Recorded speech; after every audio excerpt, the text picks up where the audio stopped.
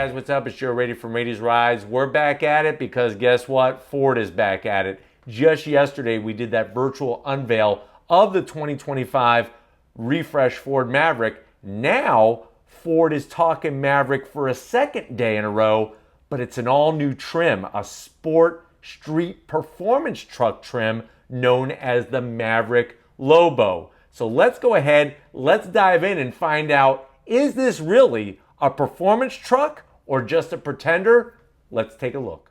And there it is. There is all of this work and design and engineering that Ford has been doing over the past few years on this Maverick truck. That is the new Maverick Lobo. So it actually goes back to 2021 when the Ford designers unveiled a Maverick at SEMA.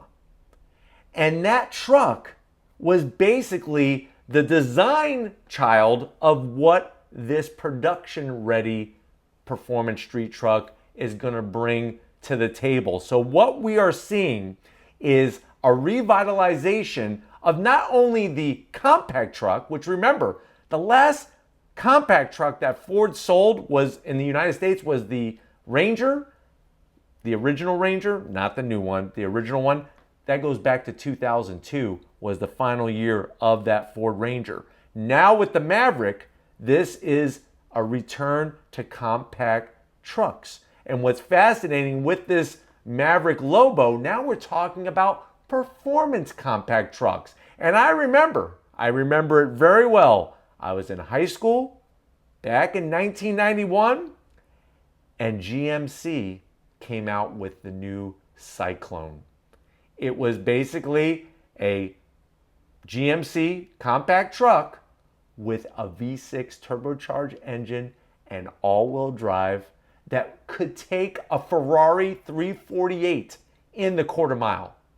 It was one of the fastest vehicles in a straight line during that time period, and it's exciting to see it sort of come back because if you remember, just last year at SEMA, Toyota showed us that Tacoma street truck that they were thinking about maybe bringing back as well. But let's get back to talking about Ford. So with the Maverick, all the trims are getting a new look. You got a new grille, new front fascia, new lighting on the Lobo. The grille and especially that lower portion with the fog lamps are specific to this trim. This is not a package. It's a totally separate trim.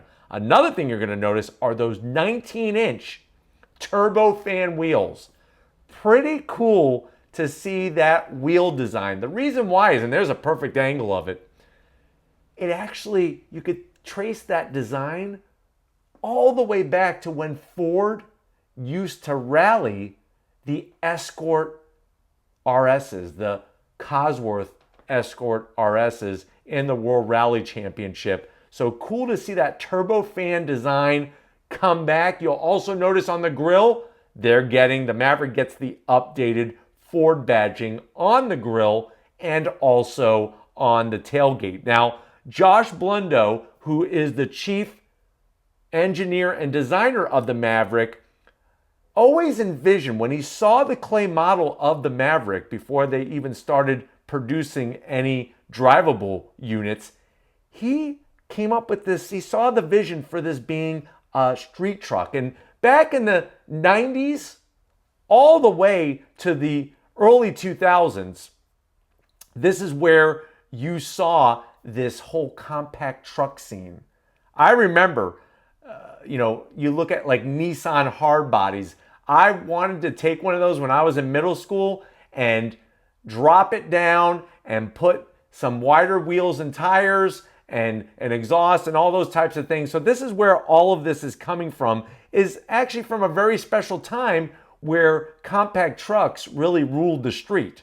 Now, what are we noticing on changes?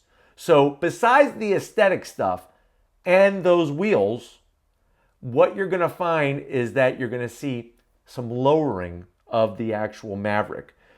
At the roof, it's about an inch lower. So what that means is that up front, they lowered it a half an inch, and out back, they lowered it a little bit more than an inch. It's actually 1.12 inches. So doing a balancing act of not just slamming it on the ground, because that's not going to make any kind of performance truck. It's about just bringing it down slightly to lower that center of gravity. Now, some other goodies that this truck is going to get, it's actually going to get the Focus ST. So if you know anything about Ford rallying, and if you know anything about Ford's hot hatches, once upon a time here in the United States, they had the Focus ST and the Focus RS. And they also had the Fiesta ST, of course, as well.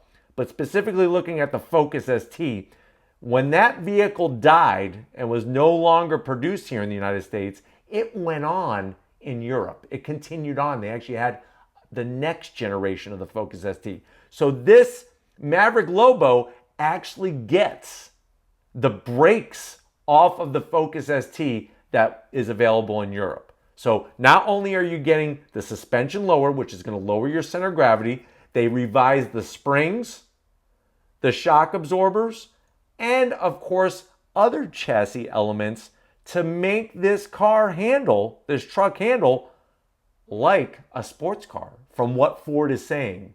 And it's interesting because I've seen some photos on the interwebs with the truck at an autocross track, and it looks like it's cornering very, very flat.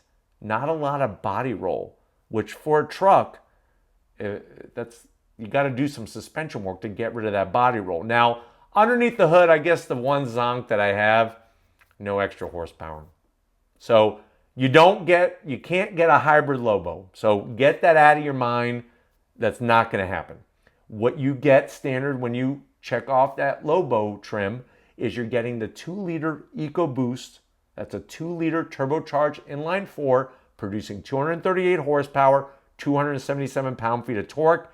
It's bolted to an 8-speed automatic transmission, and it does come standard with all-wheel drive. Now, the great news about the all-wheel drive is that it's unique to the Lobo. So it's going to be this twin-clutch rear drive unit to help get power to the ground out back. And then they're also using a performance grade level of torque vectoring. And remember, torque vectoring is where they utilize the braking to help balance out the vehicle when you are going through some twisty bits on an autocross track, so on and so forth. But I really like the sporty nature of it.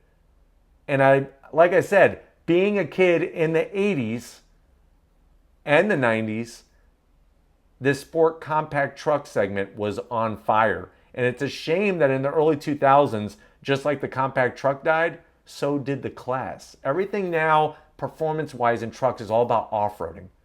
Whoopity freaking doodah. That's great if you want to off-road. What happens if you don't want to off-road, but you like performance? There's not a lot of options out there. So I'm hoping that this is going to open up the floodgate and bring more options. Here's a little fun fact. If you're ever on Jeopardy, this will help you out. If you've ever seen a GMC Cyclone, you'll notice that it's spelled with an S. The first letter is an S, Cyclone with an S, not with a C. The reason why is that, believe it or not, Ford owns the trademark, because there was once a car produced called the Ford Cyclone in the 60s and early 70s. They trademarked the name.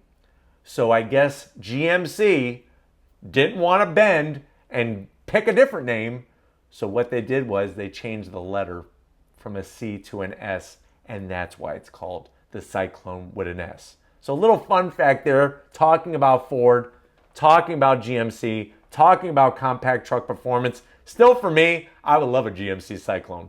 Not the best looking interior, but boy, oh boy, that blacked out one with the cool wheels and the all-wheel drive and that turbocharged engine, that's basically the same engine, guys and girls out there, Buick Grand National. It's the same engine, 3.8 liter turbocharged, one single big turbo V6. Now, when we talk about the interior in this car, you're going to get, just like the other Mavericks for 2025, you're getting a 13.2-inch infotainment system screen.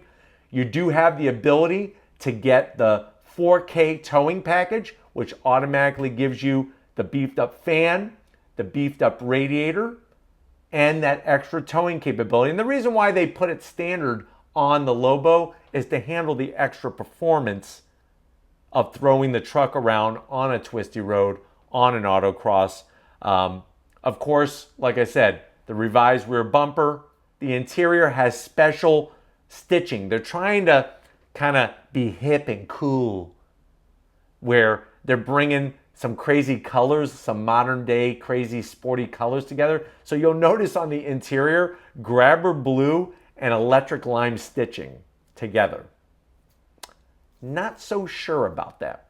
But if you notice the graffiti on the building behind the Maverick Lobo, the interior designer, she wanted to take that street graffiti scene and bring it with some of the colors and accents to the interior. That's the whole purpose of going that route. But very interesting that they did not call this a Maverick ST. Why they didn't confuses me. Because you got the Explorer ST, you have the Edge ST. This would have made perfect sense. But instead, they called it a Lobo. Okay. But let me know what you think. Is this something? Do you consider this a real performance truck? Is it just a pretender? Do you just hate the Maverick altogether? Let me know down in that comment section. Or do you love it? Do you love it? Let me know if you love it. Hate it? Love it? Or are you just indifferent? I don't know. Let me know in the comment section. But if you're new to the channel and you're on your way out, hit that subscribe button. I promise you it's worthwhile. Come back for more. If you are a subscriber, thank you for being part of the Raised Rights family. Need to give it up. Lori Givens Raiti, setting up this camera like a champion, setting up this room, setting up my life, setting everything up. Can't do it without her. Thank you, Lori, for all that you do. And just like always, guys, I'll see you on the next ride.